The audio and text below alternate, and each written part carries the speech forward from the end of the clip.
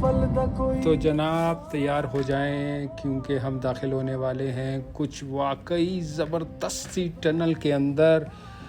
तो दोस्तों ये है बटल टनल, हज़ारा मोटरवे पे सबसे नई और सबसे लंबी सुरंग। और जब मैं कहता हूँ कि लंबी तो वाकई लंबी, तकरीबन 3 किलोमीटर लंबी, यानी कि तकरीबन 3000 मीटर का सफ़र सिर्फ एक सुरंग के अंदर। जैसे ही हम अंदर दाखिल होते हैं, रोशनियों की तरतीब, सड़क की हमवारी और अंदर का माहौल वाकई मुतासिर कुन है। ये सिर्फ एक टनल नहीं, ये हज़ारा रीजन इस्लामाबाद के दरमियान सफ़र का एक नया दौर। अच्छा, पहले पहाड़ी रास्ते, मोड़ दर मोड़ और लंबे सफ़र एक, लेकिन अब बस सीधा रास्ता, तेज़ सफ़र और महफूज ड्राइव। और मानना पड़ेगा थोड़ा सा मज़ा भी आता है जब आप एक पहाड़ से दूसरे पहाड़ के अंदर यूं गुज़र जाते हैं जैसे कोई फिल्मी सीन हो।